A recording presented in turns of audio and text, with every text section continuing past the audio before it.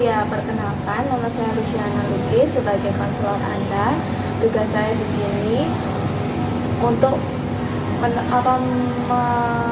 membantu Anda merasa didengar, memahami situasi yang Anda hadapi, dan mencari solusi untuk permasalahan Anda.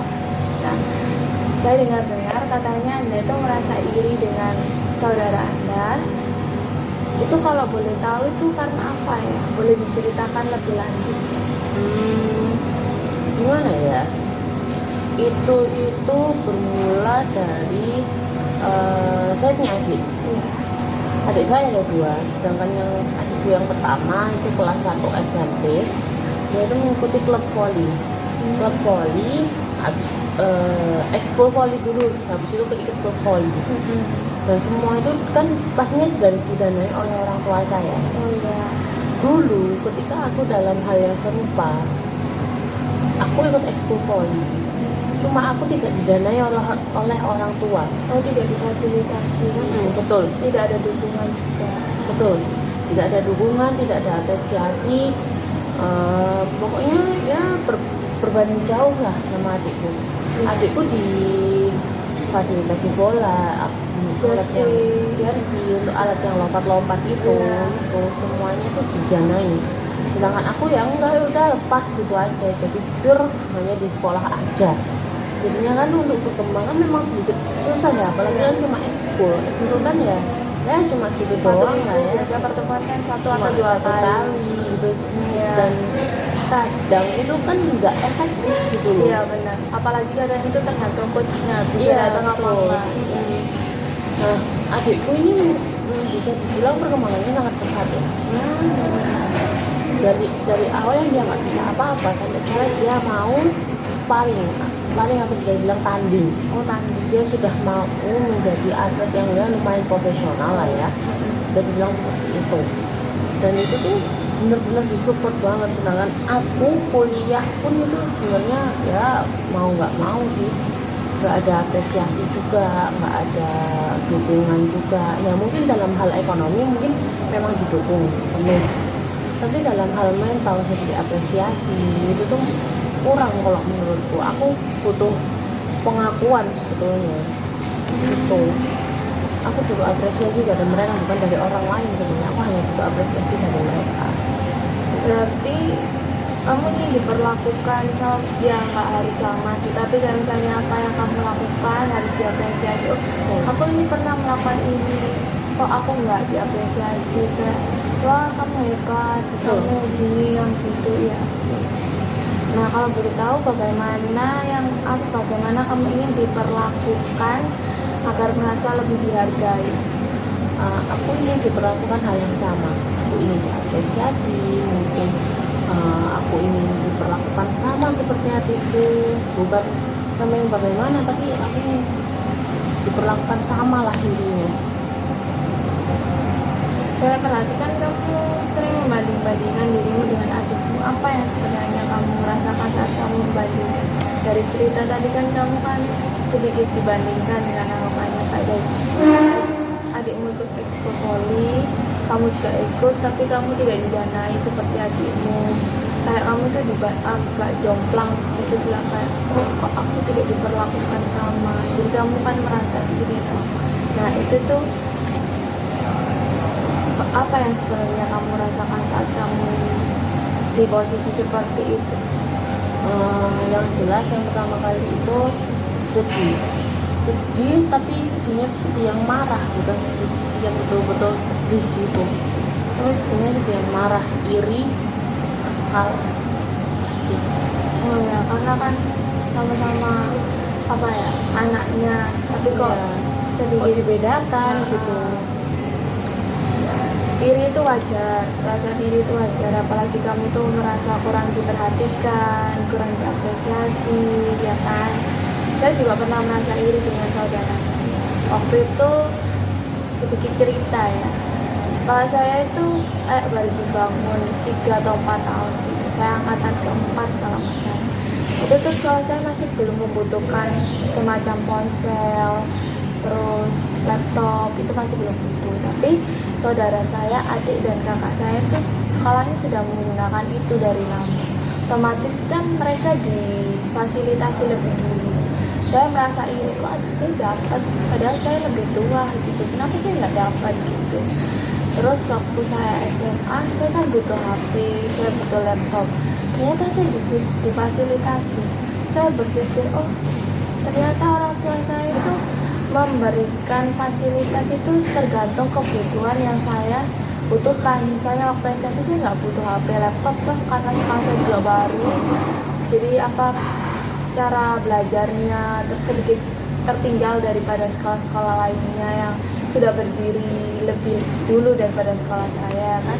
Jadi saya kan, oh ternyata orang tua saya itu sebenarnya mau memfasilitasi tapi tergantung kebutuhan. Takutnya waktu SMP itu saya itu kayak mau belajar terus sering bolos, tapi emang benar teman saya tuh yang kayak udah dikasih HP, laptop atau sepeda motor gitu, itu lebih banyak bolos gitu. Jadi mungkin orang tua kamu itu punya cara sendiri untuk menunjukkan kasih sayangnya atau memberitahu kayak mungkin passionmu bukan di sini atau apa, tapi kan orang tua kadang nggak bisa berbicara langsung kepada kita karena jalan pikiran kita sama mereka juga berbeda. Nah, itu kan pengalaman saya sendiri ya kan. Saya ingin kita mencari cara agar kamu merasa dihargai tanpa merasa terancam oleh keberhasilan adik. Gimana itu Kak? Kalau dari kamu? Aku belum dapat cara yang pasti ya. Mungkin aku bakal nunjukin ke mereka bahwa aku tuh bisa meskipun bukan pada jurusan yang aku mau. Bisa bilang pada kalau boleh tahu kamu tuh sekarang kuliah? Iya betul, aku kuliah saat ini. Oh iya, boleh lanjutkan? Aku kuliah di jurusan bimbingan dan konseling. Wah keren ya. Baru semester 1 juga, baru masuk. Tapi memang bukan pada jurusan yang aku mau. Kalau boleh tahu jurusan yang kamu mau itu apa ya? Gizi. Wah gizi. Ya itu yang aku mau, cuma ya mungkin alam berkehendak lain, takdir berkehendak lain. Mungkin aku memang ditakdirkan di sini, bertemu dengan teman-teman yang baik. Ya mungkin aku akan menunjukkan aku bisa melakukan ini. Jadi jurusan ini tuh bukannya kamu inginkan? Iya. Mungkin kalau boleh tahu alasan kenapa kamu memilih jurusan ini itu apa? Karena aku tidak ketolak berkali-kali SNBP SNBT yang mengambil gizi dua-duanya di UNER bahkan di UNESA ketolak. Aku mencoba mandiri yang pertama, aku pun ketolak gizi dan akhirnya ya aku nyoba di sini, aku nyoba di bimbingan konseling dan masuk, ya sudah masuk aja. Jadi kamu akhirnya pasrah kayak ambil bimbingan konseling aja gitu? Iya betul. Ada nggak kamu kayak misalnya waktu kamu ambil bimbingan konseling ini ada alasannya nggak waktu kamu berpikir untuk mengambil jurusan bimbingan konseling di UNESA ini? Kan ada jurusan lain kayak ada masih ada jurusan lain seperti MP manajemen pendidikan, TP teknologi pendidikan dan lain-lain, seperti FIKK Fakultas Ilmu Pendidikan dan kenapa ini sih sejujurnya karena hal ini satu-satunya bidang yang disetujui oleh orang tua dan ya oke aja, fine aja. Karena sebenarnya kalau aku juga mau nggak rencananya kalau nggak masuk gizi kan rencananya aku bakal ngambil biologi murni dan ternyata itu tidak diperbolehkan, ya akhirnya masuk bimbingan konseling aja. Saya kira kamu bakal mengambil FIKK kan, soalnya kan kamu dulu pernah ikut school volley dan kamu merasa iri karena tidak difasilitasi gitu. Enggak, karena apa ya, karena aku minder sama olahraga. Aku nggak baik di bidang olahraga sama sekali. Ya. Jadi kalau boleh tahu bagaimana kamu ingin diperlakukan agar merasa lebih dihargai oleh orang tuamu. Seperti berbicara dengan orang tuamu atau berbicara dengan adikmu, mengungkapkan perasaan yang kamu rasakan atau bagaimana. Aku kan orangnya gengsian ya. Oh iya. Aku orangnya gengsian, jadi mungkin kalau ngungkapin tuh agak susah gitu. Mungkin akan aku coba untuk ngobrol terus sama mereka. Kalau aku tuh nggak suka sebelum perlakuan seperti itu. Jadi kamu kalau buat berbicara dengan orang tuamu atau adikmu itu gengsi. Iya, sedikit gengsi kalau untuk ngungkapin perasaan. Tapi nanti masalahnya nggak selesai dong. Iya memang karena bicara itu apa ya, faktor utamanya, faktor kunci utamanya. Apalagi kan kamu bimbingan konseling ya jurusannya. Kamu harus bisa mengungkapkan, kamu kan habis ini lulus pasti membantu orang lain, entah kamu jadi guru atau jadi konseling anak dan lain-lain ya kan. Jadi kamu akan harus bisa belajar berbicara, selesaikan dulu pada dirimu, masalah pada dirimu, permasalahanmu, apa yang kamu rasakan agar kamu bisa membantu orang lain. Sebenarnya saya juga pernah punya kepahitan. Saya mengambil bimbingan dan konseling itu juga karena ada alasan tersendiri. Karena orang tua saya tidak mengizinkan saya ambil psikologi, dan saya akhirnya memilih untuk ambil bimbingan konseling aja. Soalnya kan papa ingin saya ambil guru, kalau mama saya ingin saya masuk, pokoknya kamu masuk kampus negeri, entah itu UNER, entah itu UNESA, apalagi kampus yang ada di Surabaya, ITS, pokoknya yang negeri gitu. Nah, akhirnya saya membulatkan diri 1 minggu sebelum SNBP, saya memilih untuk ambil bimbingan konseling tanpa dikasih tahu siapapun, karena kayak saya melihat bimbingan konselingnya juga dapat psikologi, jadi lumayan dengan jurusan yang saya inginkan gitu, jadi masih ada nyambung gitu kan ya. Jadi sebenarnya saya ambil bimbingan konseling itu juga sendiri karena saya ingin menyelesaikan masalah saya dengan orang tua saya, karena dulu pernah merasa kepahitan dengan hal lain selain tidak difasilitasi seperti yang Anda rasakan. Itu saya ingin menyelesaikan masalah kepahitan saya kepada orang tua saya.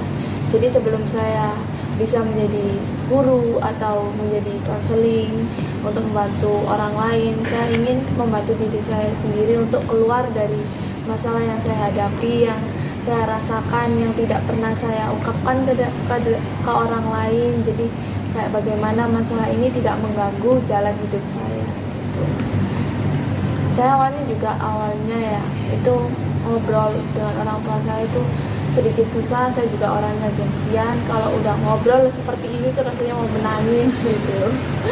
Ya apalagi kan harus menyiapkan mental kan kalau bertemu orang lain, apalagi kan kita kan konselor, kita harus membantu orang bagaimana cara dia agar merasa didengar, memahami situasinya sendiri, terus mencari solusi kalau orangnya ingin dibantu untuk mencari solusi. Tapi terkadang kan banyak orang yang ingin didengar saja dan dipahami situasi yang dihadapi. Saya tipe orang yang lebih suka didengar daripada diberi solusi, karena kalau cari solusi itu mudah sekali. Kayak di buku kita tinggal cari aja di buku Gramedia kan ada, atau kan di mana gitu kan, di internet juga banyak kata-kata bijaksana ya kan. Jadi kan ya tergantung tipe orang sendiri. Nah, jadi kalau boleh tahu, kamu apakah sudah merasa lebih baik atau kamu ada cara tersendiri untuk mengungkapkan yang kamu rasakan? Ya mungkin sementara sih masih belum ada ya. Mungkin 1 atau 2 minggu ke depan setelah rasa amarah ini reda, mungkin aku akan mencoba untuk ngobrol seperti aku tadi. Dan ya semoga aja berhasil. Iya. Oh iya, sesi konseling kita sudah habis. Nanti kita lanjut di pertemuan berikutnya untuk kita melihat bagaimana perkembangan kamu dalam menghadapi masalah ini. Oke, terima kasih. Terima kasih.